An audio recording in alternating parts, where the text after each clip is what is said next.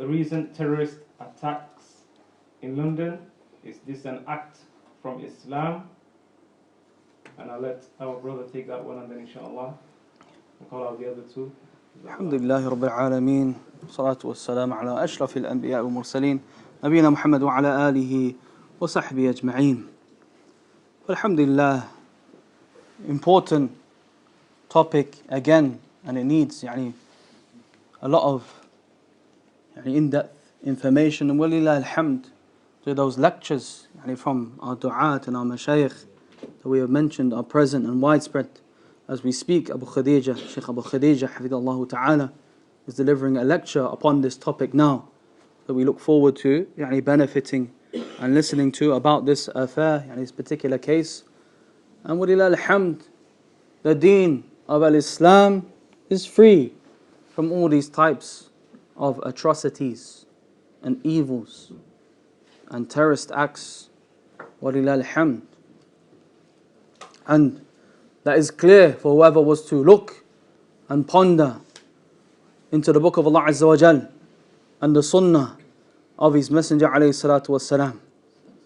And again, ya ikhwan, that these types of acts that are related to the topic at hand, what is the asl of them? A jahl, ignorance.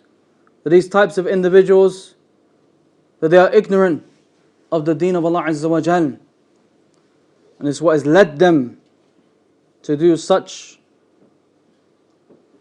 horrendous crimes and unjustified killings, is because of their severe ignorance of the deen of Allah Azza wa Jal.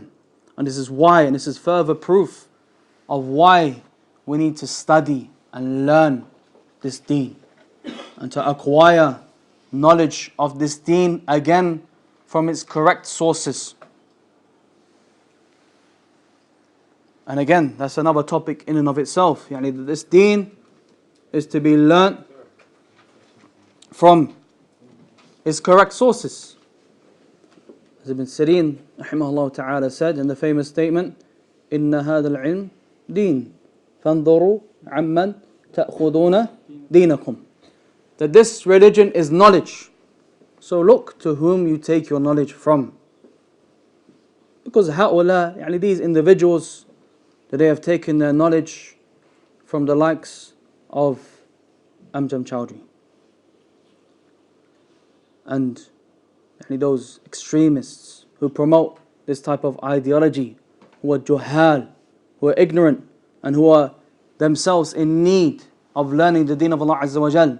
And this again is a further proof of the truthfulness of the Messenger of Allah alayhi salatu wasalam, because he prophesied in that hadith that we mentioned that إِنَّ اللَّهَ لَا يَقْبِضُ الْعِلْمِ انْتِزَاعًا يَنْتَزِعُهُ مِنَ الْعِبَادِ وَلَكِنْ يَقْبِضُ الْعِلْمِ بِقَبْضِ الْعُلَمَاءِ. That Allah Azza wa Jal does not snatch away knowledge from the people, but rather He takes away knowledge by the death of the scholars. حَتَّى إِذَا لَمْ يُبْقِ عَالِمًا اتخذ الناس رؤوسا جهالا. Up until, if he does not leave behind one single scholar, that the people will begin to take as their leaders juhala, ignorant ones. And what occurs as a result? فَسُئِلُوا, that they will be asked and inquired from. فَأَفْتَوْا بِغَيْرِ عِلْمٍ, and they will give fatwa without any knowledge. فَضَلُّوا وَأَضَلُّوا, and they themselves are misguided, like these individuals, and they misguide others. And they spread that jahl and that deviation to others. And as a result, we have events and situations like this that occur, Nasallallahu salam wal afiyah, that tarnish the image of al-Islam, that set the Muslims back decades in terms of their progress here, and just further incriminate them and apply more pressure to them. And this again shows the fadl, the virtue of this deen and this ilm, and learning this ilm from its correct sources. Because the asl of kulli shar Jahl. The origin of every single evil is jahl, is ignorance. And likewise, this is from those affairs, and that a person has committed such acts that wallahi ya ikhwan, who in their right mind would accept them as part of his religion? Man? Min dhawil uqul, from those who possess even the slightest ounce of intellect, would ever look into the deen of Islam, this religion that is tahir, that is pure, that is shamil, kamil, is complete, and would ever look into this religion and see it as a religion that promotes such affairs. كيف? مستحيل, impossible. And how have they come to these conclusions? Only by way of jahl, ignorance, and those desires and doubts that shaitan has put into them by the likes of these so-called preachers and ulama. There is alim al-fajr, the corrupt scholar, who give these types of verdicts and permit them to do such acts that no one in their right mind would accept and ever consider to be a part of Al-Islam. And look how many ayat and ahadith that refute them in this ideology. As Allah Azza wa Jal said, that we prescribed upon Bani Israel أنه من قتل نفسا فكأنه من قتل نفسا بغير نفس فكأنه قتل الناس جميعا. Whoever kills a soul without another soul, meaning in retaliation, without retaliation of murder, then it says if قتل الناس جميعا, as if he's killed the whole of creation. ومن أحياها فكأنما أحيا الناس جميعا. And whoever saves a soul, then is as if he has saved the whole of creation. So look at these atrocities that occur, and wallahi the Quran and Sunnah and Al-Islam is completely against them. And whoever was to look into it and contemplate in this affair and go back to the book of Allah Azza wa Jal, go back to the Sunnah of His Messenger alayhi salatu wasalam, go back to the understanding of the Sahaba, then it will be made clear to him that Islam is bari, is free from these type of acts. And this again shows their jahl, their ignorance in this affair, and that they don't have ilm, because ilm is ما قال الله وقال رسوله وقال الصحابة هم أولو العرفان. That which Allah said, His Messenger said, and the companions said, and they are the ones who possess that understanding and that knowledge. So where is this found in the book of Allah Azza wa Jal? Where is this found in the Sunnah? And to kill innocent people. But rather look at our Nabi alayhi salatu wassalam, that he forbade, even at a time of harb, a time of war, from killing non-combatants, from killing innocent people, from killing the monk who is worshipping in his temple, from killing children, women, from even cutting down trees. كيف? How can this be attributed to Islam when we have the example of the Messenger of Allah alayhi salatu wasalam and ahadith that pertain to this affair?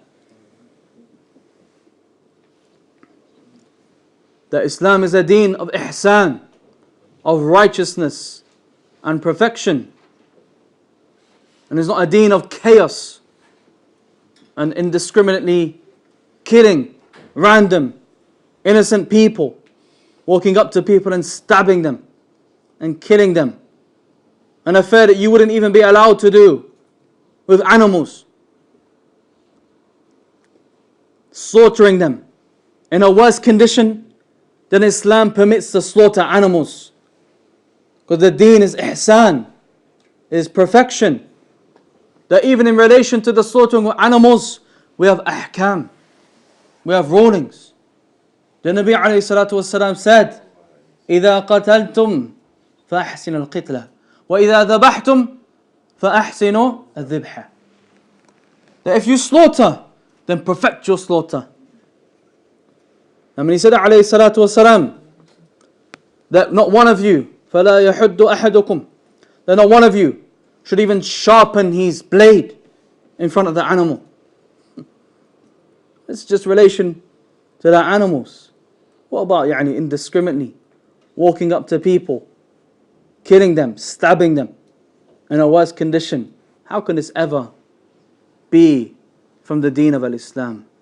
Islam, walillah alhamd, and the Muslimun, we are free. We are free from these types of acts. And our religion does not promote this in any type of way. And never can this be justified by any stretch of the imagination, by anyone who possesses darratan min al-aql, even a seed of intellect. كيف؟ مستحيل. Alhamdulillah, we are free from these types of acts.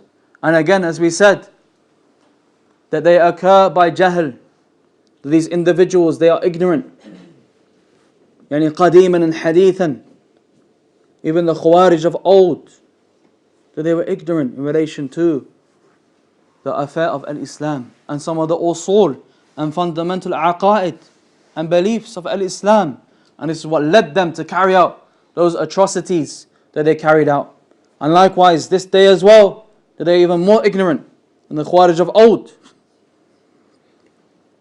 And this is what has led them to then carry out these types of attacks. So the solution, ya ikhwan, the shifa, alhamdulillah, Allah Azza wa Jal has sent down the shifa, the cure. And that cure is ilm. That cure is knowledge. That if only these individuals had taken it upon themselves to actually learn about the deen of Allah Azza wa Jal, to study, if only they had the patience to complete one book in Aqidah, that you wouldn't find them carrying out these types of atrocities. But rather what has happened, that they have began to take as their leaders these foolish, ignorant ones who have no knowledge of the deen of Allah Azza wa Jal, that speak about the deen of Allah Azza wa Jal without any shyness or any fear. They give fatwa and permit these types of attacks and atrocities and say that they are halal in Islam. Wal-'iyadhu billah. So they have taken them as their leaders. They asked them. They were provided with that fatwa and those fatwa. فَضَلُّوا وَأَضَلُّوا. So they were misguided and they misguided others. Nasallahu as-salam wal-hafiyah. And bi'idhnillahi ta'ala, for a full explanation of or full response to this question, then I advise myself and my brothers to return back to Ahl al-Ilm and the Mashayikh and what they have said. And from them, walillah alhamd, we have our Mashayikh here who have spoke about these events, who have been warning against these types of attacks, yahmakallah, from decades, from years ago, when they first began to occur, and that they were there at the forefront, warning against these types of affairs, and have made whole entire conferences refuting these doubts and teaching the people in relation to the affairs of their deen. So we look forward, bi'idhnillahi ta'ala, to that dars of our Shaykh Abu Khadija, hafidhahullah ta'ala, which is taking place today in Stoke-on-Trent, in Masjid Abi Hurairah. So we look forward to that, and I encourage all the brothers and sisters to listen to that as a full, in-depth response to the question. Jazakallah khair.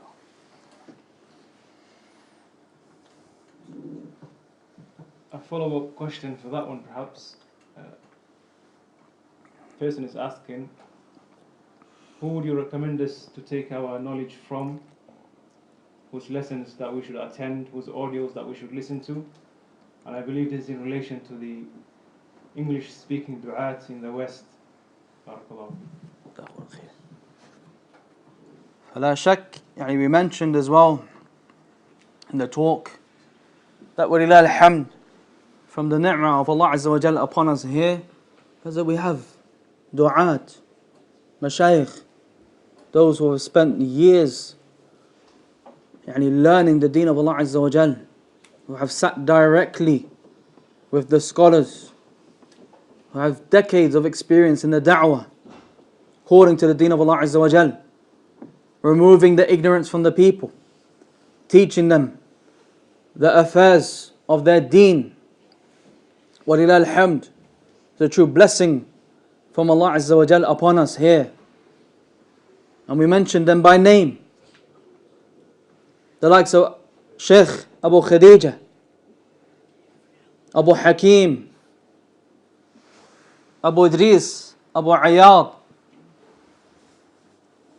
Awais, Abdullah, Abu Ma'ath, that comes here, that comes and has lessons here, and he travels all the way here weekly to teach this local community the deen of Allah Azza wa Jal. If we're not taking advantage of these opportunities, ya ikhwan, that are before our very eyes, that Allah subhanahu wa ta'ala has blessed you whilst you're here, even in the UK, that you are sat here in Sheffield, and you have the likes of Sheikh Abu Ma'ad, Hafidhullah ta'ala, traveling and coming to you, going through books, the Aqeedah of the Salaf, the fundamentals of this religion. So if we're not attending, and we're not present, and we're not taking benefit from those lessons, for wallahi musibah ya ikhwan. It's a huge calamity upon us. We have to ask ourselves, does Allah Azza wa Jalla want good for us? And if we're finding it hard and difficult to attend, we're not taking the time out. A person is so busy with the dunya and acquiring his dunya that he forgets his share of inheritance. That inheritance that the prophets and messengers left behind, and that the scholars have inherited. And then we have those du'at, tulab al-ilm, mashayikh who have gone and sat with the ulama and gone through books with them and have dedicated years of their life to studying the deen of Allah Azza wa Jal, and have now brought it back here to teach it to you, to share with you that same portion of inheritance that they're here handing out. That inheritance of who? Not any inheritance, the inheritance of the best of creation, the Anbiya or Rasul, the prophets and messengers. They are here sharing that inheritance, taking time out for us, traveling to us. Ni'mah, wallahi ni'mah. And as we mentioned, the Salaf would travel months for one hadith, one single hadith. And yet here we have mashayikh, du'at, coming here to us in our masajid, in our marakis, teaching us the deen of Allah Azza wa Jal. And we're not present, we don't find the time, we make excuses. Kayf? For a 1 hour, 2 hour a week lesson. So we have to, again, look back at our niyyah, as we mentioned. Look back at our intention. Rectify our intention. Realize how much we are in need of this ilm. Realize how much and how dangerous jahl is for us, and how much we are actually in need of this ilm. And we have to be consistent. And we have to dedicate our time, أغلى الأوقات, the most precious of our time, to go and attend those sittings and those gatherings. That we have, walillah alhamd, hold entire conferences. An entire conference, Allahu Akbar. And not one dars or two. Yani entire conference. Not one day, 2 days, 3 days of ilm. Ilmun nafi', beneficial knowledge. That is going to aid you, Ya Abdullah, Ya Amatullah, to remove that ignorance from yourself. And to increase you. And that's a sign for you that Allah Azza wa Jal wants good for you here in this dunya.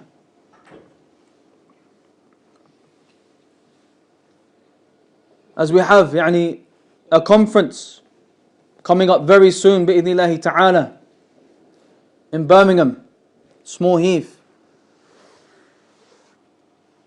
on the 25th and 26th, with our mashayikh, with our teachers, with our du'at, with those who teaching us the affair or the affairs of our deen, that we have to strive to attend, to acquire this ilm. إِنَّمَا الْعِلْمُ بِالتَّعَلُّمِ. The ilm is acquired by learning, by studying, by exerting yourself, by trying your best. And it's not acquired by being lazy and sat at home. But rather we need to take the time out and evaluate ourselves and acquire this ilm. So to answer the question, that walillah alhamd, we have many du'at and mashayikh who are present and well known. It's not me who is praising them. Hasha lillah wa kallah. They are not in need of any praise from me. I don't have any praise حتى أعطيهم until that I can give them. Because لا شك that they are well known. Not by me, but by the ulama, by the scholars of Al-Islam in our time. That they are well known to the likes of Shaykh Rabi', Shaykh Ubaid, Shaykh Abdullah Al-Bukhari, that we have witnessed with our own eyes the interactions between them and the love that the mashayikh have for them. Not only the love that they have for the mashayikh and the ulama, but the love that the ulama have for them, and the connection that they have with those scholars who they have sat with and studied for many years and kept good relations and ties with over the years, and have been teaching those books, the books of aqeedah, books of usul, the books of fiqh. So wallahi, we have to take advantage of these opportunities. Now, Jazakallah khair for the beautiful speech. This is just a matter of curiosity. There's 8 doors in Jannah. أي. On which door would you like to go? ما شاء الله ما شاء الله سؤال طيب ما شاء الله الله يحفظكم بارك الله فيكم جزاك الله خير. والله the question صعب. It's a difficult question. Inshallah we would like to enter through all of them. والله أعلم if that's possible. Allah knows best. لكن I mentioned a fa'idah to you, ikhwan. It's a hadith of the Messenger of Allah alayhi salatu wasalam, that he said, "Man tawadda'a wa yusbighu al-wudu'," that whoever makes wudu and he perfects his wudu, then what's the natija? What's the fa'idah? You can choose from any doors, from the doors of Al-Jannah. Allahu Akbar. Look at the deen of Al-Islam. Just by making wudu, just by a person being conscious, don't just make wudu, throw the water in your mouth and throw the water. فَيُسْبِغُ الْوُضُوء, that he perfects his wudu, and he's there perfecting his wudu and trying to make his wudu perfect, including all of those sunan and all of those things that the wudu comprises of, that he's striving his best to make the wudu, that he enters into any of the gates of Jannah that he chooses or that he wishes. Allahu Akbar. Naam. But in response to the question, Allah Ta'ala knows best.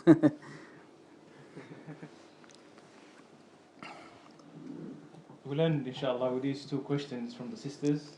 The first one says, if a person travels to a foreign land and is staying there for a month or sometimes longer, is it permissible for them to pray the prayer of the traveler, i.e. joining the prayers and shortening them? That's the first question. The second question says, is it haram to dismiss a marriage because of race? And if so, can you expand on it, please? Because of? Race. R-A-C-E. Race. أي خلاص طيب الله أكبر ما شاء الله the sisters ما شاء الله. نعم. So in response to the first question, first question? نعم أيوة أحسنت. نعم. In response to traveling, then the ulama have differed over the amount of period of time that a person can shorten and combine whilst he is a traveller. What is considered as a traveller? And this is where the khilaf goes back to.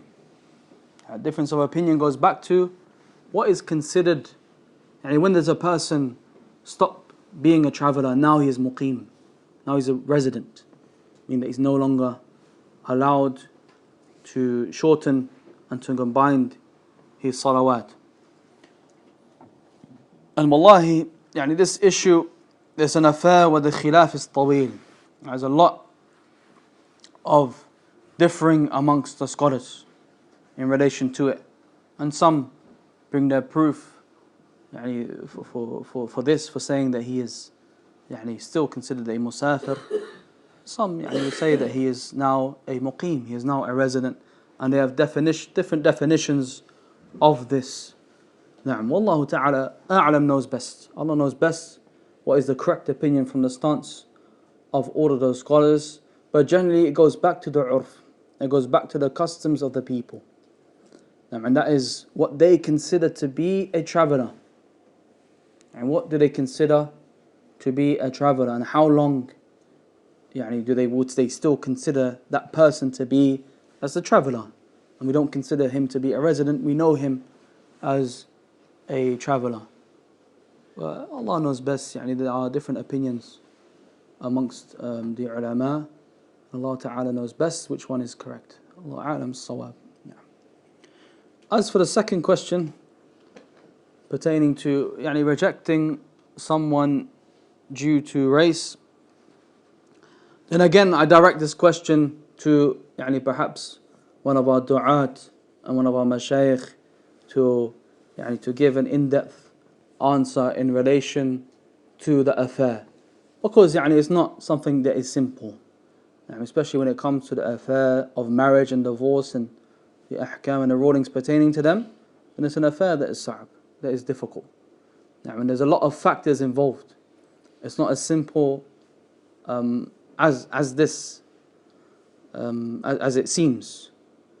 And I remember a fa'idah that I'll share with you that we heard in the house of our Shaykh Abu Khadija, Hafidhullah Ta'ala, that he discussed this same issue.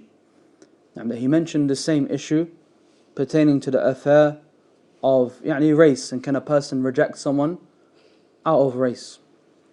And as I recall, that he said, Hafidhullah, he said again that the affair is not a simple matter. For example, if she wants to marry someone of a different culture or background or race, and the parents refuse, Abu Khadija said that we can't outrightly call her parents racist. Oh, you're racist. It's because you don't like where he's from, because you don't like his skin color, because you don't like kada wa kada. No. But rather, there are factors involved. Perhaps the parents are thinking about, realistically, if she's able to adapt well with that culture. or that particular race, or how she will be with them. And he mentioned an example, Hafidullah Ta'ala, it's slipped my mind now, but he mentioned a good example. He mentioned, for example, you have someone who was brought up here in the UK, and she says to her parents that, I want to marry, I think he said Taiwanese, Wallah Adam, I can't remember exactly what the Shaykh said, Hafidullah Ta'ala, but he said something like that, that she wants to marry a Taiwanese man. If your daughter came to you, want to marry a man who's in Thailand, then majority would reject. Not because they have an issue with someone who's from Thailand, but due to the fact that they don't think that she will be compatible. She doesn't know nothing about his culture, and how is she going to serve him as a wife and fulfill those rights of marriage when she knows nothing in relation to his culture, and so on and so forth. So this is what I recall that he mentioned, Hafidullah Ta'ala. There are many factors in place, and that we can't outrightly say that, for example, because those parents reject a particular race or particular background, that they are they are racist, or they're against that particular community or race. Allah Ta'ala knows best. Wallahu a'lam.